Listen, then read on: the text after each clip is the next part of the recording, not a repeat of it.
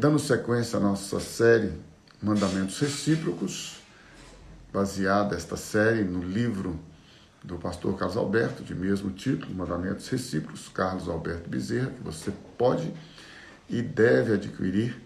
É muito bom, faz uma diferença enorme para a nossa vida, o conhecimento, e o ensino, os princípios que o pastor Carlos Alberto nos proporciona, nos oferece nesta literatura abençoadíssima, e com certeza se tornará, eu tenho plena convicção, um livro de cabeceira para você, para consulta, para reflexão, nos momentos de inquietude, de crises, nos momentos em que nós possamos passar ou vivenciar situações onde nossos relacionamentos, a começar com o Pai e com os demais, possam estar vivendo um tempo de necessidade de melhor orientação. Então não deixe de adquirir, se você ainda não fez, faça, leia-o detalhadamente, é um livro de reflexão, de meditação. E hoje nós estamos encerrando esta série, Mandamentos Recíprocos, depois de meditarmos em 24 mandamentos recíprocos. Começamos com o principal e a base e a fonte deles, que é amai-vos uns aos outros, assim como eu vos amei. Você e eu sabemos que sem amarmos ao nosso próximo, como nós fomos amados por Deus na pessoa do seu Filho Jesus, nós não vamos conseguir viver o princípio, a base, o fundamento cristão, haja vista que Jesus deixou claro que a palavra de Deus, ela nos liberta, Ele, o Filho, nos liberta, mas esta libertação, ela é estabelecida, esta libertação, ela tem como propósito maior para a sua e para a minha vida, levar-nos a uma experiência em que possamos frutificar o amor do Pai que já está derramado nos nossos corações pelo Espírito Santo que nos foi dado. Veja que interessante, não é que o amor de Deus será derramado, o amor de Deus está derramado em nossos corações pelo Espírito Santo que nos foi dado. E a Bíblia diz também, como vimos ontem em Gálatas 5:22, que o fruto do Espírito é amor. Então ele não será amor. A partir do momento que você e eu experimentamos o novo nascimento, a nova vida em Cristo, a libertação do pecado, a transformação, somos feitos filhos de Deus, nos tornamos filhos de Deus. Quando você e eu nos tornamos, pela palavra de Deus agora, novas criaturas, onde as coisas velhas se passaram e tudo se faz novo, diz a palavra de Deus que você e eu agora passamos a desfrutar, a viver, a experimentar a possibilidade, capacitados por Deus e pelo seu Espírito, a amarmos uns aos outros como Cristo nos amou. E é este amor que faz com que você e eu sejamos reconhecidos ou conhecidos como discípulos de Jesus. O próprio Jesus foi muito claro quando ele disse assim: nisto conhecereis que sois meus discípulos, se vos amardes uns aos outros, assim como eu vos amei. Ou seja, não é por outro fundamento, mas pela prática do amor que nós testemunhamos, que nós proclamamos o Evangelho, que nós proclamamos a palavra de Deus. Isto para mim é muito importante e ao mesmo tempo muito real, porque você e eu podemos ter várias experiências na vida, nós podemos ter muitas experiências boas, devemos, bíblicas, mas nenhuma destas experiências, na prática, no dia a dia, pode expressar a vida de Cristo, pode manifestar o amor de Deus, pode proclamar as boas novas da salvação em Cristo Jesus, como o amor que amamos uns aos outros. Este amor, obviamente, então, ele prossegue, ele cresce, ele se desenvolve, ele se aperfeiçoa, ele entre aspas, corrigidos, se eu assim posso usar esta expressão, não o amor, mas nós, em nossas vidas, somos agora corrigidos, às vezes disciplinados, na maioria das vezes motivados, exortados, incentivados, a sermos aperfeiçoados nos demais relacionamentos. Então nós estudamos o primeiro deles, que é amai-vos uns aos outros, assim como eu vos amei. A partir deste, que é a base, que é o fundamento, os outros 24. Até ontem estudamos o 23º e hoje nós vamos estudar o 23º e 24º. E hoje a gente vai ver o 25º mandamento, que é fundamental, que é orai uns pelos outros. O texto que nós temos como base para esta reflexão está na palavra de Deus em Tiago, capítulo 5, dos versículos 13 a 16. E olha que legal, esse contexto que o apóstolo Tiago nos oferece para a oração, ele tem uma abrangência na prática, no sentido dos relacionamentos, porque Jesus nos ensinou claramente, a partir do seu próprio modelo e exemplo, a importância da oração. Então, ele mesmo se retirava, diz a Bíblia, que ele se retirava para a oração. Ele se retirava para ter tempo com Deus, e nós vemos isto o tempo todo, todos os dias, em todo o tempo, no seu relacionamento com o Pai. Era uma prioridade de Jesus, o tempo de oração, de comunhão com o Pai. Isto nós, você e eu sabemos que ele nos ensinou exaustivamente, desde o princípio da intimidade, da privacidade, quando ele disse, você entra para o seu quarto, fecha a sua porta e ora ao teu Pai, que te vê lá no oculto, onde você está reservado. Seu Pai vê o seu clamor, as suas orações que sobem como aroma suave. A nossa oração, a nossa intimidade com Deus, a nossa devoção a Ele em adoração, naquele tempo de intimidade, de maior proximidade com o Pai, porque você e eu podemos até ter uma boa religião, só que a religião não nos conduz a Deus e nem traz Deus a nós. Quem nos conduz a Deus é Jesus, pois Ele mesmo declarou, eu sou o caminho, a verdade e a vida, e ninguém vai ao Pai senão por mim. Então, por mais religiosos que nós sejamos, por mais que tenhamos um envolvimento institucional, dogmático, de doutrinas, de regras, de preceitos, enfim, nada disto, nada pode levar-nos a Deus, porque somente Jesus é o caminho. Nada que nós possamos fazer das nossas obras, dos nossos feitos, pode trazer Deus a nós, porque Deus já se manifestou e Deus prova o seu amor para conosco em que Cristo morreu por nós, sendo nós ainda pecadores. Então, independente do que você e eu possamos fazer, nada poderá trazer Deus a nós, porque Deus se manifestou a nós na pessoa do seu Filho pela graça sois salvos. Isto não vem das obras, não vem de vocês para que ninguém chame para si e tenha para si a glória. A glória é dele, o milagre é dele, o sobrenatural é dele, a bondade, o amor, e tudo vem dele. Então nós precisamos entender isto. Entendendo isto, na intimidade, nossa oração, nosso clamor nos leva à edificação, à comunhão, a conhecermos melhor o nosso Pai, e faz com que nossas orações, ao serem respondidas, possam se cumprir em nossa vida, então, o que Jesus disse, para que vocês se alegrem, para que vocês tenham a alegria de vocês completa. Olha que coisa maravilhosa. Quando Deus responde às nossas orações, o objetivo é que a nossa alegria, o nosso gozo seja completo. Deus quer que nós nos alegremos. Deus deseja que nós vivamos uma vida de alegria, quando Ele em todo tempo está nos respondendo, e lá no íntimo, no oculto, nós sabemos que a nossa oração, que o nosso clamor, que a nossa intimidade com Ele é que muda a nossa vida. O que muda a nossa vida não é o nosso intelecto, não. Quem muda o nosso intelecto é a palavra de Deus. A Bíblia diz para que nós sejamos transformados pela renovação da vossa mente.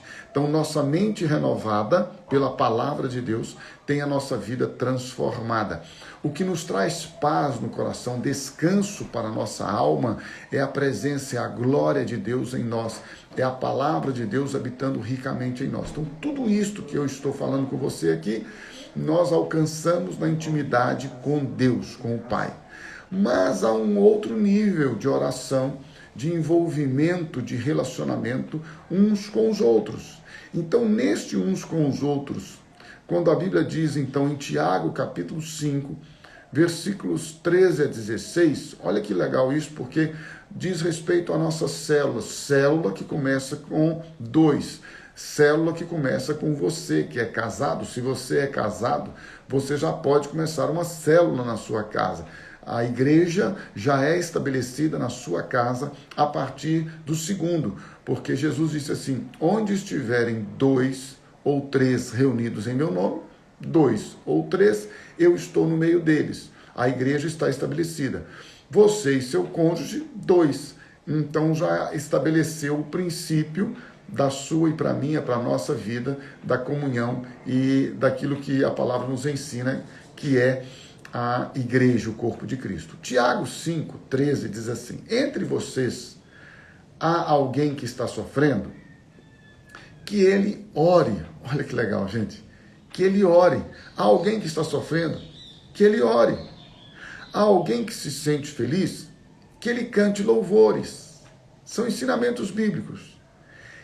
Entre vocês há alguém que está doente? Alguém que está enfermo? Hoje nós vamos orar pelo Walter. Foi pedido-nos oração pelo Walter, pelo irmão da Lidiane. A gente vai levantar um clamor aqui no final por essas pessoas e por aquelas que nós já temos orado.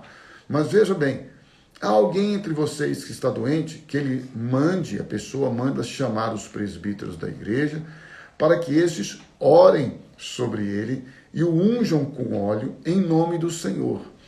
Então, irmãos, só um parênteses aqui sobre unção. Evite, na medida do possível, ficar ungindo coisas, né, com óleo.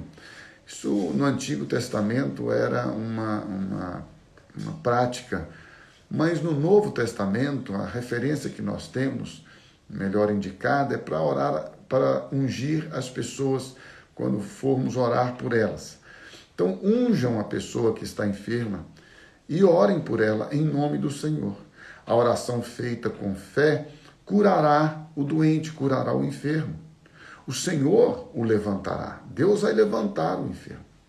E se ele houver cometido pecados, pela oração dos irmãos, ele será perdoado. Mas preste atenção, não é que os irmãos estão perdoando ele, não. É Deus quem perdoa pecados.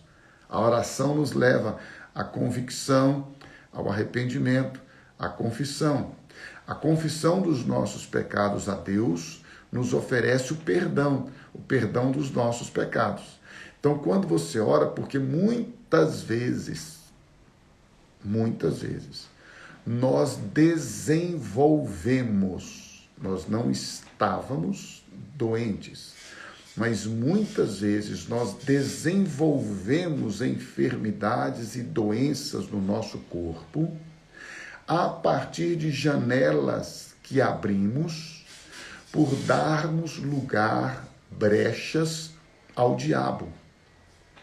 Quando você e eu estamos em pecado, os nossos ossos, as nossas juntas, nosso corpo sofre os danos do pecado, porque pecado é iniquidade, pecado mata, pecado destrói, pecado abre lacunas, abre brechas, abre portas para a ação de espíritos malignos, demoníacos na vida das pessoas.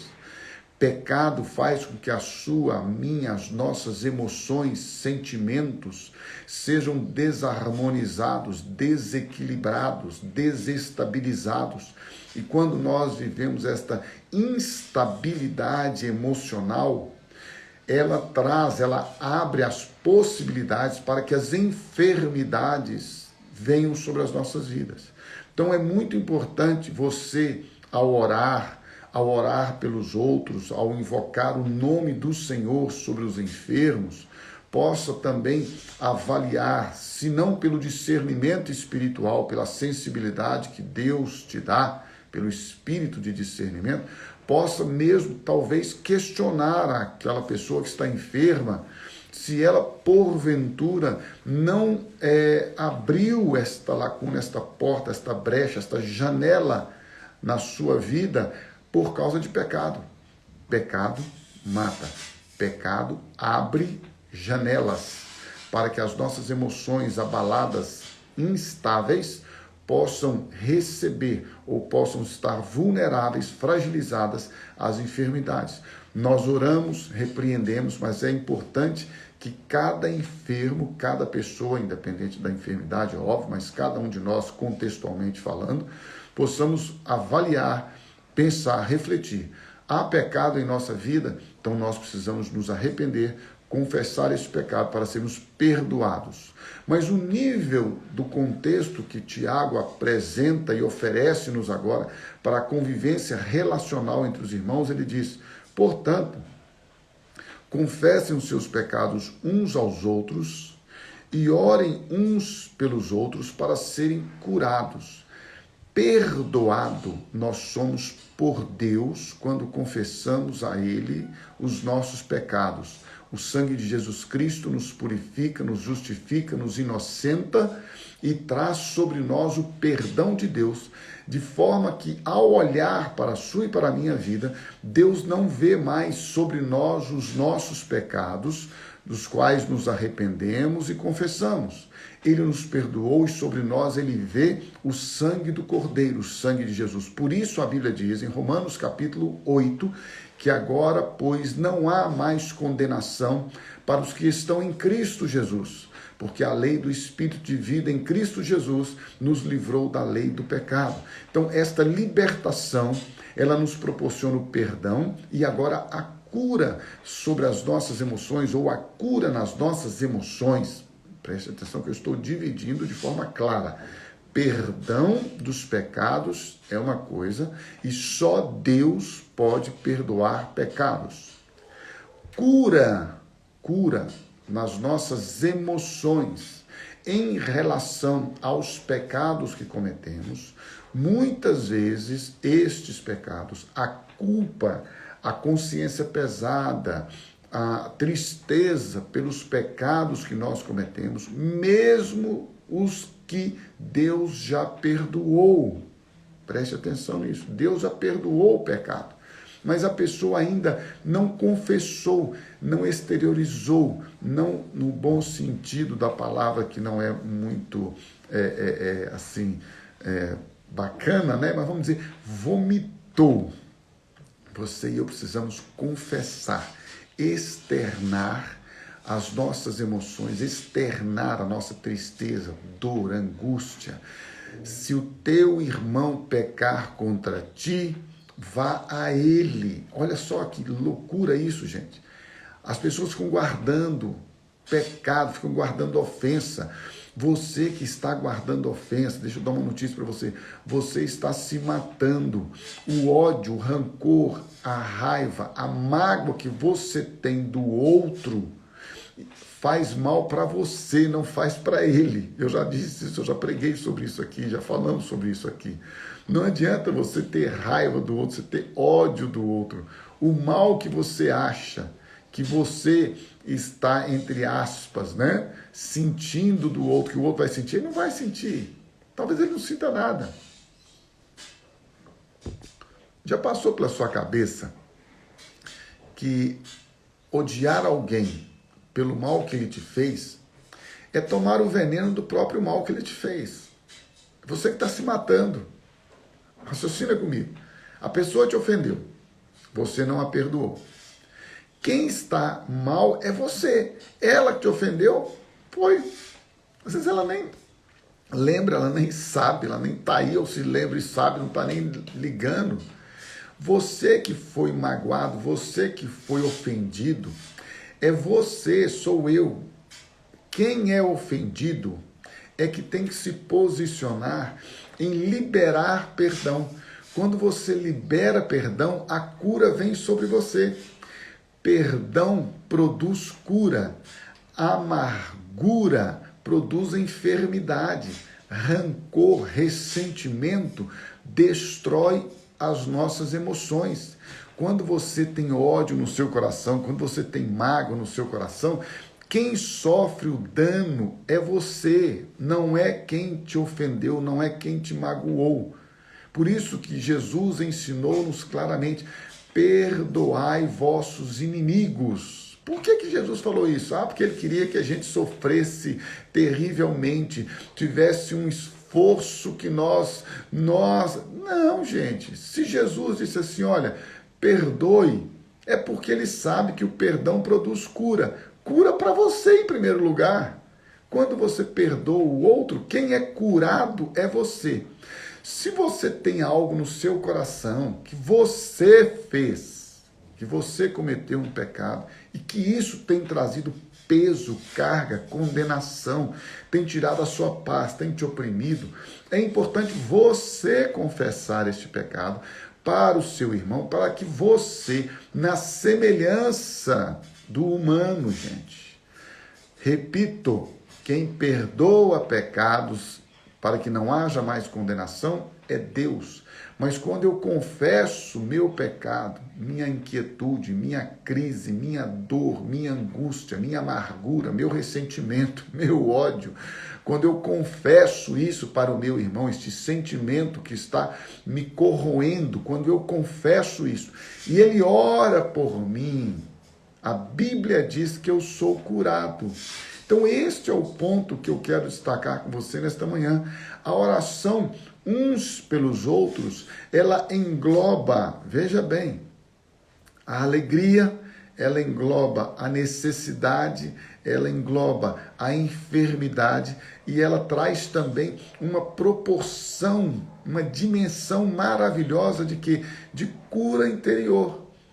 Eu não estou aqui dizendo, entenda bem, que o fato de você falar aquilo que está no seu coração como um despejo de lixo, de rancor, de ira, falar com ódio, não é isso não, viu? Deixa eu dar uma notícia para você. Confissão é fruto de arrependimento. Ao ponto da Bíblia nos ensinar o seguinte, que o verdadeiro arrependimento, ele produz conversão. A tristeza que é pelo arrependimento verdadeiro produz conversão. A tristeza, segundo o mundo, produz remorso. Remorso não é confissão. Você falar da sua amargura, do seu sentimento, sem perdoar, não é confissão. Aprenda isto. Quando Tiago diz, confessai vossas culpas uns aos outros, vossos pecados uns aos outros, para orar uns pelos outros, para serem curados, ele está falando de cura emocional, ele está falando de cura das nossas emoções, dos nossos sentimentos. Esta cura dos nossos sentimentos, emoções, ela se dá mediante arrependimento, viu, gente? Porque senão está falando assim, não, então agora eu vou ali, vou procurar o padre, o pastor, procurar alguém e vou confessar, vou falar tudo que eu estou sentindo e vou sair de lá livre. Não, se você não se arrepender, se você não experimentar a revelação, o entendimento claro de que precisa se arrepender desse sentimento. Arrependa-se dos seus pecados e então você vai ser perdoado por Deus. Confesse suas culpas ao seu próximo, ao seu irmão, e você será curado. Porque você e eu vamos experimentar o princípio do orai-vos uns pelos outros. Espero que o Senhor te abençoe, que este tema tenha trazido paz e desafio para o seu coração, para que você possa viver a cada dia e desfrutar da verdadeira paz que vem dele, da alegria que excede a todo entendimento, que guarda os nossos corações, que traz para a sua e para a minha vida o mover de Deus poderoso, transformador, e que em todo tempo nos faz viver o melhor que ele tem para nós.